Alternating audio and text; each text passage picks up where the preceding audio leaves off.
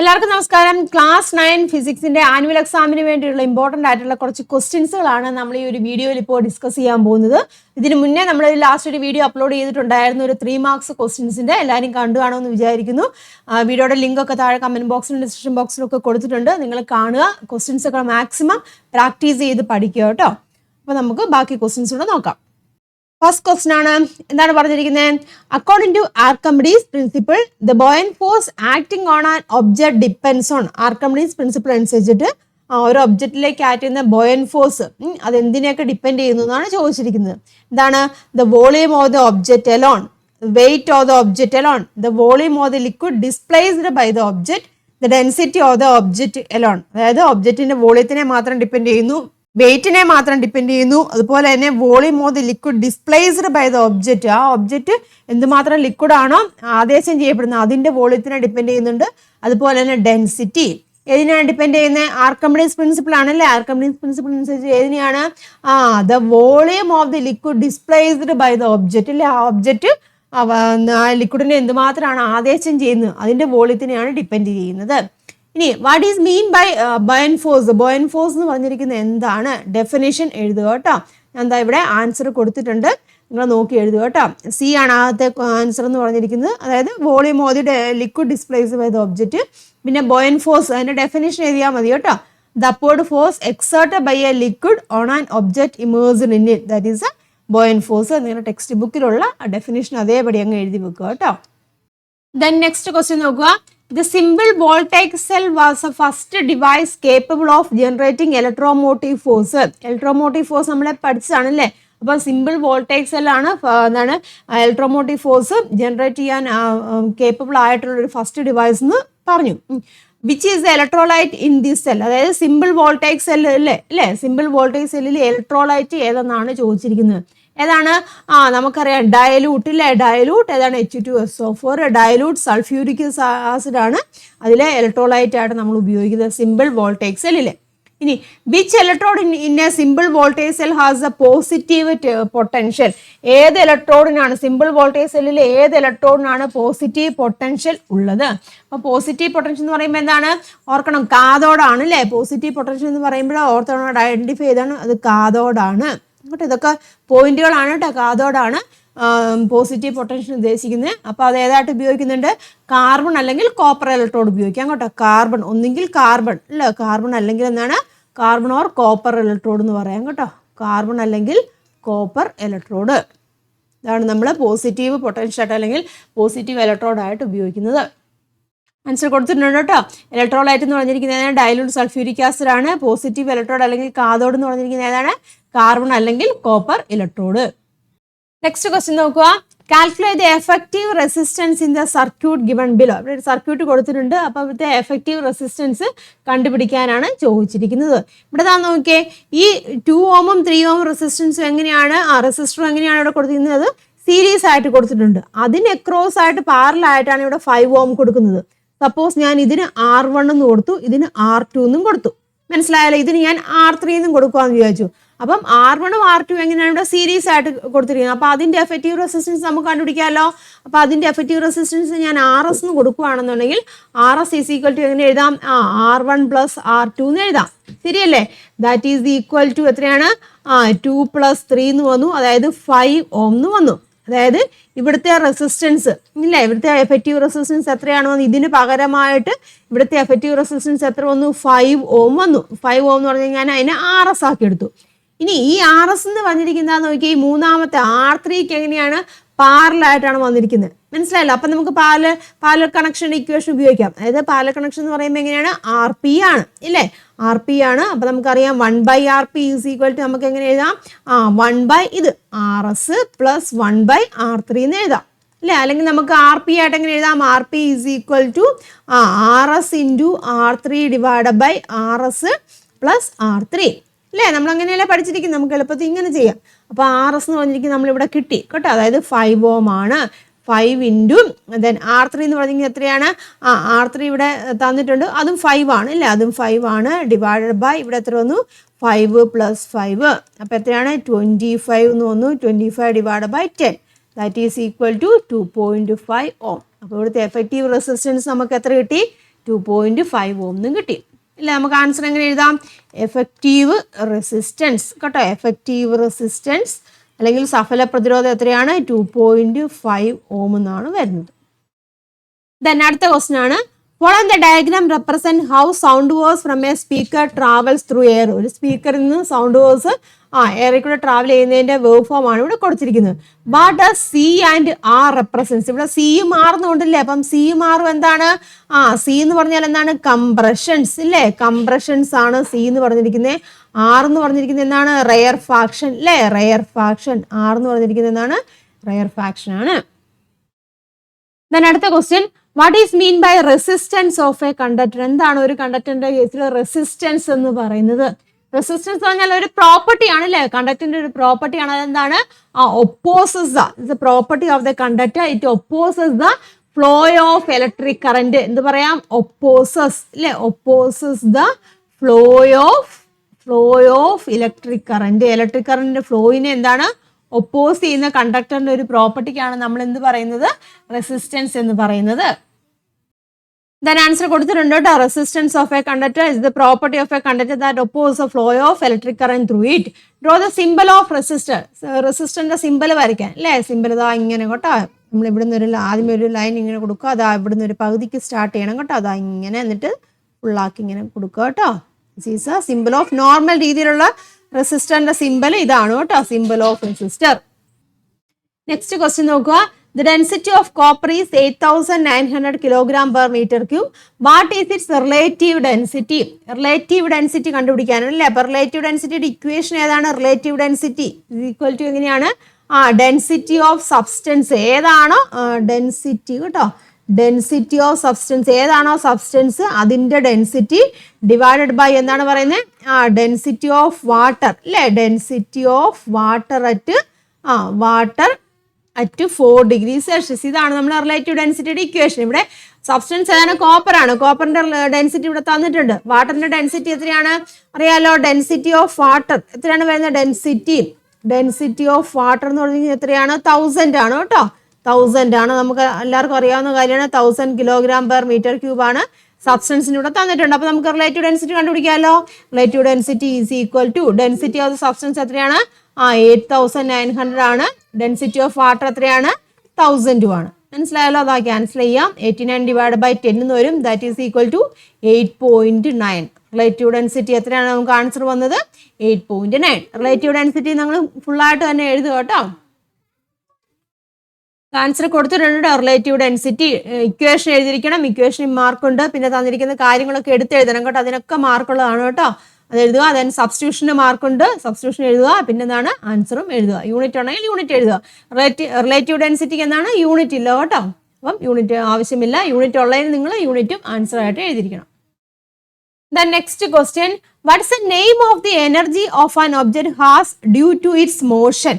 Motion മൂലം ഉണ്ടാകുന്ന, ചലനം മൂലം ഉണ്ടാകുന്ന എനർജിക്ക് എന്ന് പറയുന്ന പേരെന്താണ്? കൈനറ്റിക് എനർജി ഇല്ലേ. എന്താണ് പറയുന്നത്? Kinetic energy. ചലനം മൂലം ഉണ്ടാകുന്ന എനർജിക്ക് പറയുന്ന പേരാണ് kinetic energy. What are the factors influence this form of energy? അതായത് കൈനറ്റിക് എനർജിനെ ഇൻഫ്ലുവൻസ് ചെയ്യുന്ന ഫാക്ടേഴ്സ് ഏതൊക്കെയാണ്? മാസ് ഇല്ലേ, മാസ് ഓഫ് ദി ഒബ്ജക്റ്റ്, ഒബ്ജക്റ്റിന്റെ മാസ് ഉണ്ട്. പിന്നെ ഏതാണ്? വെലോസിറ്റി, ഒബ്ജക്റ്റിന്റെ വെലോസിറ്റി, അത് മൂവ് ചെയ്യുന്ന വെലോസിറ്റി ഉണ്ടല്ലോ, ആ വെലോസിറ്റി. അപ്പൊ ഈ 2 ഫാക്ടറാണ് കൈനറ്റിക് എനർജിനെ ഡിപ്പെൻഡ് ചെയ്യുന്നത്. കൈനറ്റിക് എനർജിയുടെ ഇക്വേഷൻ ഏതാണ് വരുന്നത്? Kinetic energy is equal to ½ mv² ആണ്. അപ്പൊ മാസും ഉണ്ട്, വെലോസിറ്റി ഉണ്ട്. ആൻസർ കൊടുത്തിട്ടുണ്ട് കേട്ടോ. The energy of an object has due to its motion is called kinetic energy. Factors influencing kinetic energy ആണ് motion of the object and the velocity of the object. Greater mass ആവുകയാണെങ്കിൽ കൂടുതൽ kinetic energy ആയിരിക്കും. Speed കൂടുകയാണെന്നുണ്ടെങ്കിൽ അവിടെയും kinetic energy കൂടും. കാരണം equation ആണ് m×v² എന്നല്ല, ½ m×v² എന്നാണ് ഇക്വേഷൻ വന്നിരിക്കുന്നത് കേട്ടോ. അപ്പം അതാണ് കൈനറ്റിക് എനർജിനെ ഡിപ്പെൻഡ് ചെയ്യുന്ന factors, mass and velocity. The next question, if the refractive index of the glass is 1.5, what is the speed of light through the glass? അതായത് ഗ്ലാസിന്റെ റിഫ്രാക്റ്റീവ് ഇൻഡെക്സ് 1.5 ആണെന്ന് പറഞ്ഞിട്ടുണ്ട്.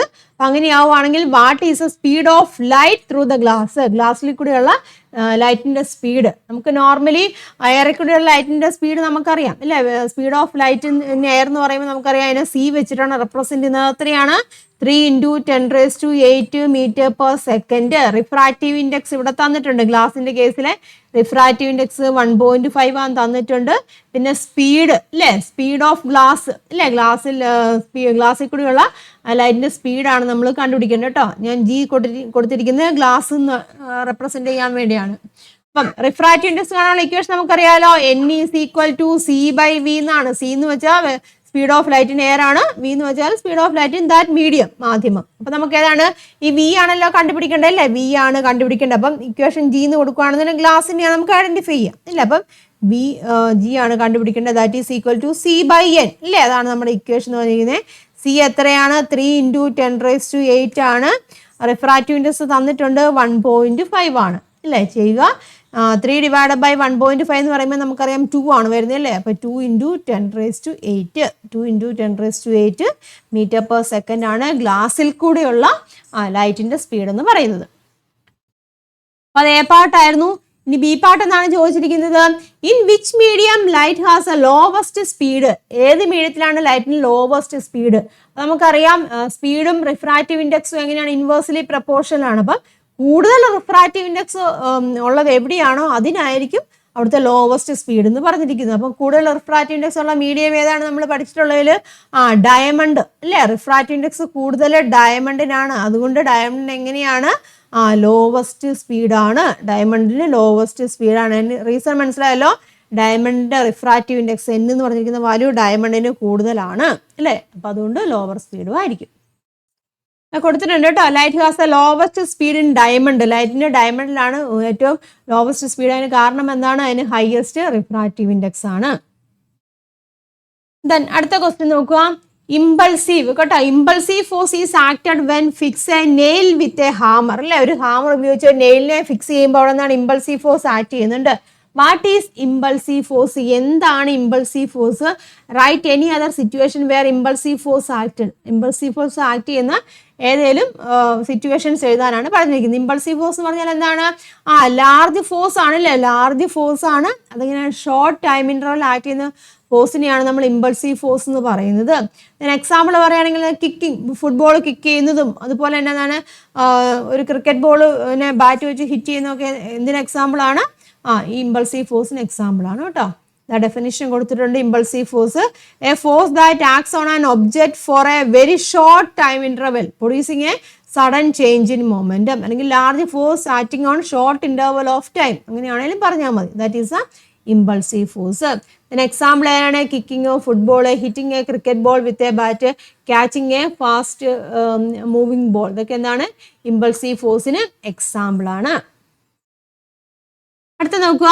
Classify the following into potential energy due to position and potential energy due to configuration. Potential energy position മൂലം configuration മൂലം ഉണ്ടാകുന്ന potential എനർജിനെ classify ചെയ്ത് എഴുതാനാണ് പറഞ്ഞിരിക്കുന്നത് കേട്ടോ. നോക്കുക. Potential energy due to position മൂലം ഉണ്ടാകുന്ന പൊട്ടൻഷ്യൽ എനർജി ഏതാണ്? തന്നിട്ടുണ്ട്. ഓപ്ഷൻസ് നോക്കിയേ. Energy stored in a structure string. Energy structure സ്ട്രിങ്ങിൽ ഉണ്ടാകുന്ന അത് ഏത് എനർജിയാണ്? കോൺഫിഗറേഷൻ കേട്ടോ. കോൺഫിഗറേഷൻ മൂലം ഉണ്ടാകുന്ന എനർജിയാണ് ഇത്. Energy of water stored in a dam അല്ലെ. ഡാമിൽ സ്റ്റോർ ചെയ്യുന്ന എനർജിയാണ് പൊസിഷൻ മൂലം കേട്ടോ. ഇത് പൊസിഷൻ മൂലം ഉണ്ടാകുന്ന പൊട്ടൻഷ്യൽ എനർജിയാണ്. Energy possessed by a coconut in a coconut tree, അതും എന്താണ്? പൊസിഷൻ അല്ലെ. പൊസിഷൻ മൂലം ഉണ്ടാകുന്ന എനർജിയാണ്. എനർജി ഓഫ് എ സ്ട്രക്ചർഡ് ബോ, അതാണ് കോൺഫിഗറേഷൻ കേട്ടോ. കോൺഫിഗറേഷൻ അപ്പം ക്ലാസിഫൈ ചെയ്ത് എഴുതാനാണ് പറഞ്ഞിരിക്കുന്നത്. നോക്കോട്ടെ. Potential energy due to position എന്ന് പറയുമ്പോൾ energy of water stored in a dam, energy possessed by a coconut in a coconut tree, പിന്നെ കോൺഫിഗറേഷൻ മൂലമുള്ളതാണ് energy stored in a structure string, അതുപോലെ തന്നെ സ്ട്രക്ചർഡ് ബോ. അടുത്ത ക്വസ്റ്റ്യൻ നോക്കുക. A body of mass of 1 kilogram has a weight equal to the force of attraction exerted by the earth on the object. ഒരു ബോഡിയാണ്, അതിന്റെ mass 1 kilogram ആണ്. അതിന്റെ വെയിറ്റ് എന്ന് പറഞ്ഞിരിക്കുന്നത് ഫോഴ്സ് ഓഫ് അട്രാക്ഷൻ, ഒബ്ജക്റ്റിലേക്ക് എർത്ത് ആക്ട് ചെയ്യുന്ന ഫോഴ്സ് ഓഫ് അട്രാക്ഷനോട് ഈക്വൽ ആണെന്ന് പറഞ്ഞിട്ടുണ്ട് കേട്ടോ. ഇവിടെ നോക്കിയേ. എർത്തിലെ ജിയുടെ വാല്യൂ തന്നിട്ട്, അതുപോലെ മൂണിലെ ജിയുടെ വാല്യൂ തന്നിട്ടുണ്ട്. The mass of an object is 120 kilogram. Calculate the weight on earth. Mass ഒബ്ജക്റ്റിന് തന്നിട്ടുണ്ട്, എർത്തിലെ വെയിറ്റ് കണ്ടുപിടിക്കാൻ ചോദിച്ചിട്ടുണ്ട്. അതുപോലെ തന്നെ what will be the mass of the object on the moon, മൂണിലെ ഒബ്ജക്റ്റിന്റെ മാസ് ചോദിച്ചിട്ടുണ്ട്, അതിന്റെ വെയിറ്റും ചോദിച്ചിട്ടുണ്ട്. മനസ്സിലാവുന്നുള്ള പറഞ്ഞത്. അപ്പം ആക്സിലറേഷൻ ഡ്യൂ ടു ഗ്രാവിറ്റിയും കാര്യങ്ങളൊക്കെ തന്നിട്ടുണ്ട്. അപ്പോൾ ആദ്യമേ നമുക്ക് എന്ത് കണ്ടുപിടിക്കാം? മാസ് ഓഫ് ഒബ്ജക്റ്റ് ഇല്ലേ, എർത്തിലുണ്ടാകുന്ന 120 കിലോഗ്രാം ഒബ്ജക്റ്റിന്റെ മാസ് അവിടെ തന്നിട്ടുണ്ട്. അപ്പോൾ അതിന്റെ വെയിറ്റ് നമുക്ക് കണ്ടുപിടിക്കണം. അപ്പോൾ വെയിറ്റ് എർത്തിലെയാണ് നമ്മൾ കണ്ടുപിടിക്കുന്നത് അല്ലേ. വെയിറ്റ് എർത്തിലെ ആകുമ്പോൾ നമുക്ക് എങ്ങനെ എഴുതാം? W എന്ന് എഴുതാം. അതായത് എങ്ങനെ വരും ഇക്വേഷൻ? ദാറ്റ് ഈസ് W=m×g ആണ് നമുക്കറിയാം ഇല്ല. അപ്പം എർത്തിന്റെ കേസിലാണ് വരുന്നത് കേട്ടോ. അപ്പോൾ എർത്തിന്റെ കേസിൽ മാസ് എത്രയാണ്? 120 ആണ്. എർത്തിന്റെ ആക്സിലറേഷൻ ഡ്യൂ ടു ഗ്രാവിറ്റി 9.8 ആണ്. അപ്പം 1176 എന്ന് വരും കേട്ടോ. അത്രയും ന്യൂട്ടൺ ആണ് വെയിറ്റ്. ഇനി എന്താണ്? മൂണിലെ ഒബ്ജക്റ്റിന്റെ മാസ് ചോദിച്ചിട്ടുണ്ട്, അതുപോലെ തന്നെ വെയിറ്റും ചോദിച്ചിട്ടുണ്ട് അല്ലേ. മാസ് എങ്ങനെ തന്നെയായിരിക്കും? മാസിന് വ്യത്യാസം തന്നെയാണ്. മൂന്നിലും മാസ് എങ്ങനെയായിരിക്കും? മാസ് സെയിം തന്നെയായിരിക്കും അല്ലേ. അതായത് mass of object in moon അല്ലേ. Mass of object in moon എന്ന് പറയുമ്പോൾ എന്ത് തന്നെയാണ്? സെയിം. മാസിന് വ്യത്യാസമൊന്നും ഉണ്ടാകുന്നില്ല, സെയിം മാസ് തന്നെയാണ്. അതായത് 120 kg ആണ്. പക്ഷെ വെയിറ്റിന് വ്യത്യാസം ഉണ്ടല്ലേ. വെയിറ്റ് മൂണിലെ വെയിറ്റ് എന്ന് പറയുമ്പോൾ m×g തന്നെയാണ് ഇക്വേഷൻ. പക്ഷേ മൂണിലെ g ആണ് എടുക്കണ്ടേ. അപ്പം മാസ് 120 ആണ്. മൂന്നിലെ g എത്രയാണ്? 1.62 ആണ് കേട്ടോ. 1.62 ദാറ്റ് ഈസ് ഈക്വൽ ടു എത്രയാണ് വരുന്നത്? 194 എന്ന് വരും കേട്ടോ. 194.4 എന്ന് വരും. അത്രയും ന്യൂട്ടൺ ആണ് വെയിറ്റ്. മനസ്സിലായല്ലോ. അപ്പം മൂണിലേക്ക് വന്നപ്പോൾ എങ്ങനെയാണ്? ഒബ്ജക്റ്റിന്റെ വെയിറ്റിന് എന്ത് സംഭവിച്ചു? എർത്തിൽ എത്രയാണ്? ഇത്ര ഉണ്ടായിരുന്നു അല്ലേ. മൂണിലേക്ക് വന്നപ്പോൾ ഒബ്ജക്റ്റിന്റെ വെയിറ്റിന് എന്ത് സംഭവിച്ചു? കുറഞ്ഞു. കാരണം എന്താണ്? ആക്സിലറേഷൻ ഡ്യൂ ടു ഗ്രാവിറ്റി മൂണിൽ എങ്ങനെയാണ്? കുറവാണ് അല്ലേ. ഭൂമിയിലെ അപേക്ഷിച്ച് നോക്കുമ്പോൾ കുറവാണ്. Next one, state the law of conservation of energy. Law of conservation of energy state ചെയ്യാൻ, energy can neither be created nor destroyed, it can be transferred from one form to another. എഴുതുക കേട്ടോ statement. Write any two example of positive work. പോസിറ്റീവ് വർക്ക് എന്ന് പറയുമ്പോൾ എന്താ ഉദ്ദേശിക്കുന്നത്? Force and displacement ഒരേ ഡയറക്ഷനിലായിരിക്കണം. വർക്ക് എന്ന് പറയുമ്പം ഫോഴ്സ് ഇൻറ്റു ഡിസ്പ്ലേസ്മെന്റ് ആണ്. അത് ഒരേ ഡയറക്ഷനിലാവുകയാണെങ്കിൽ പോസിറ്റീവ് വർക്ക് ആവും. അപ്പം എന്ത് പറയാം? ബുക്ക് ലിഫ്റ്റ് ചെയ്യുന്നതും അല്ലേ, അതൊക്കെ എക്സാമ്പിൾ ആണ്. പിന്നെ എന്താണ്? ട്രോളി ഒരു സ്ട്രേറ്റ് പാത്തിൽ കൂടെ ഒക്കെ മൂവ് ചെയ്യുന്നതൊക്കെ എന്നൊക്കെയാണ് എക്സാമ്പിൾ ആണ് പോസിറ്റീവ് വർക്കിന് കേട്ടോ. അപ്പം law of conservation of energy, energy can either be created nor destroyed, it can be transferred, it can only be transferred from one form to another. Example of positive work, lifting a book, അതുപോലെ തന്നെ pushing a trolley. ഇതൊക്കെ എന്താണ്? Positive വർക്കിന് example ആണ്. Next question നോക്കുക. ഒരു graph ഇവിടെ കൊടുത്തിട്ടുണ്ട് കേട്ടോ. A graph in respect of moving object is given. ഒരു മൂവിംഗ് ഒബ്ജക്റ്റിനെ റെപ്രസെന്റ് ചെയ്യുന്ന ഗ്രാഫ് ആണ് കൊടുത്തിരിക്കുന്നത്. Name the graph. ഗ്രാഫിന്റെ പേരെന്താണ് വരുന്നത്? ഇതൊക്കെയാണ് പൊസിഷനും ഇല്ലേ, സമയവും അതുപോലെ തന്നെ സ്ഥാനവുമാണ് തന്നിരിക്കുന്നതിൽ. അത് പൊസിഷനും സമയവുമാണ് തന്നത്. അപ്പൊ ഈ ഗ്രാഫിന്റെ പേരെന്താണ് വരുന്നത്? പൊസിഷൻ ടൈം ഗ്രാഫ് എന്ന് വരും അല്ലെ. ഇതിന്റെ പേരെന്താണ്? പൊസിഷൻ ടൈം ഗ്രാഫ് കേട്ടോ. പൊസിഷൻ ടൈം ഗ്രാഫ് ആണിത്. ഇനി what's the scale of the graph. ഗ്രാഫിന്റെ സ്കെയിൽ എഴുതാൻ പറഞ്ഞിട്ടുണ്ട് കേട്ടോ. സ്കെയിൽ എങ്ങനെയാണ് എഴുതുന്നത്? അതാ നോക്കുക, എക്സ് ആക്സിസിൽ എഴുതുക കേട്ടോ. എക്സ് ആക്സിസിൽ എങ്ങനെയാണ് വരുന്നത്? എക്സ് ആക്സിൽ നോക്കുക, 10 ഡിവിഷൻ നമുക്ക് കൊടുക്കാം. 10 ഡിവിഷൻ എത്രയാണ്? 10 ഡിവിഷൻ 2 ആണല്ലേ. 2 സെക്കൻഡ് വരും എക്സ് ആക്സിസിൽ. ഇനി വൈ ആക്സിസിൽ എങ്ങനെയാണ്? വൈ ആക്സിസിൽ 10 ഡിവിഷൻ അല്ലേ. വൈ ആക്സിസിൽ 10 ഡിവിഷൻ എത്രയാണ്? 10 ആണ് വരുന്നത്. 10 പൊസിഷൻ അല്ല, അപ്പം 10 മീറ്റർ വരും. ഇനി എന്താണ് അടുത്ത ചോദിച്ചിരുന്നത്? Find out the position of the object at 6th second. 6th സെക്കൻഡിൽ ഒബ്ജക്റ്റിന്റെ പൊസിഷൻ. അപ്പൊ 6th സെക്കൻഡ് എന്ന് പറയുമ്പോൾ ഇങ്ങനെ നേരെ കൊടുക്കും കേട്ടോ. അപ്പം ഇവിടെ നിന്ന് ഇങ്ങനെ എടുക്കുക, ഈ പോയിന്റ് ആണ്. അപ്പൊ അതിന്റെ പൊസിഷൻ എത്രയാണ്? നമുക്കറിയാം 30 മീറ്ററിലാണ് അല്ലേ. അപ്പം 6th സെക്കൻഡിൽ എങ്ങനെയാണ്? നമുക്ക് എങ്ങനെ പറയാം? അറ്റ് എ ഡിസ്റ്റൻസ് ഓഫ് അല്ലേ. At a distance of 6th സെക്കൻഡിൽ at a distance of 30 metre എന്ന് പറയാം. ഇനി അടുത്ത എന്താണ്? When is the body displaced by 50 metre. 50 മീറ്ററിൽ ബോഡി ഡിസ്പ്ലേസ് ചെയ്യുമ്പോൾ അത് എവിടെയായിരിക്കും എന്നാണ് ചോദിച്ചിരിക്കുന്നത്. ഏത് സമയത്തായിരിക്കും അതിരിക്കുന്നത്? 50 മീറ്റർ എന്ന് പറയുമ്പോൾ ഏതാണ്? 30, 50. ഇതാണ് 50 ആണ്. അപ്പൊ സമയം എത്രയായിരിക്കും? ദാ ഇവിടെ നോക്കുക, 10 അല്ലേ. അപ്പൊ എത്രയാണ് വരുന്നത്?